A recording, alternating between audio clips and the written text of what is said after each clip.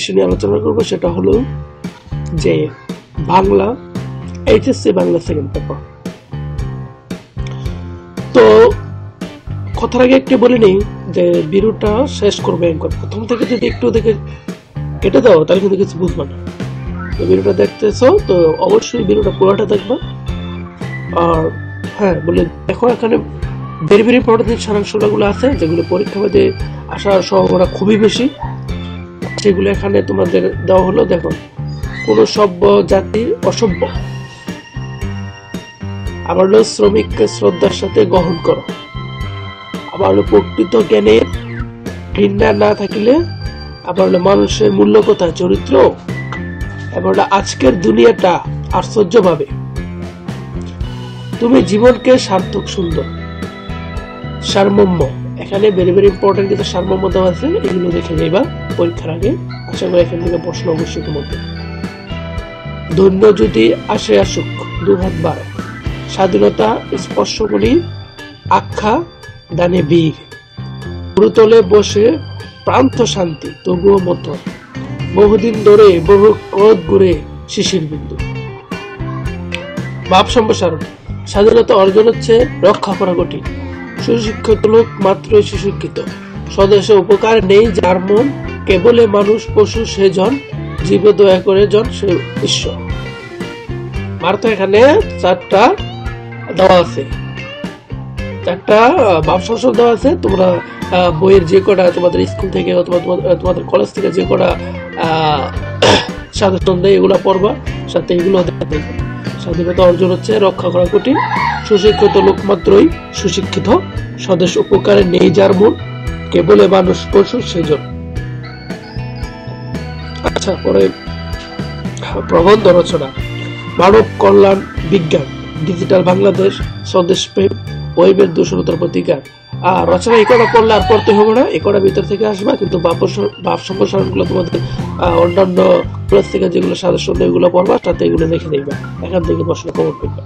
রচনা, মানব কল্যাণে বিজ্ঞান, ডিজিটাল বাংলাদেশ, স্বদেশ প্রেম, পরিবেশ দূষণ ও প্রতিকার। আরেকটি কথা তোমাদের, আরেকটা ভেরি ভেরি ইম্পর্টেন্ট কথা হলো যে তোমরা অবশ্যই গ্রামার কিন্তু ভালো করতে হবে। গ্রামার এসএসসি তোমরা পরীক্ষা দিচ্ছ যে এমসিকিউর মাধ্যমে, কিন্তু এটা এমসিকিউ না, এটা তোমাদের লিখতে হবে খাতার ভিতর। তোমাদের মাঝখানে তুলে ধরলাম, তোমরা দেখো। এই যে এখানে দেখো, এছাড়া লেকচার শিটের উদাহরণ বাংলায় পড়তে হবে। দেখো এখন বাংলা বানাম একার ব্যবহার 5টি নিয়ম লেখো।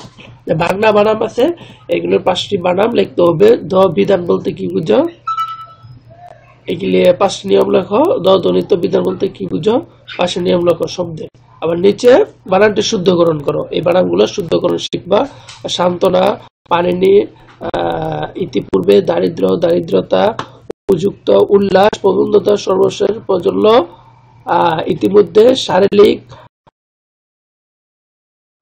স্নাশীল, দূরাদিষ্টু, মুহূর্তে, জীবিকা, বিদেশী, বিভূষিকা, এগুলি শুদ্ধকরণ লিখবা, এগুলি বই থেকে বের করে। আর ব্রাহ্মণ, পিপিলিকা, পিপিলিকাটা ভেরি ভেরি ইম্পর্টেন্ট। পিপিলিকা আমাদের পরীক্ষা হিসাব করছে, তোমার দেখতে হবে না, এটা বাদে পড়বা। এছাড়া লেকচার শিটের উদাহরণ ভালোভাবে পড়তে হবে, এইগুলো পড়লে আর পড়তে হবে না।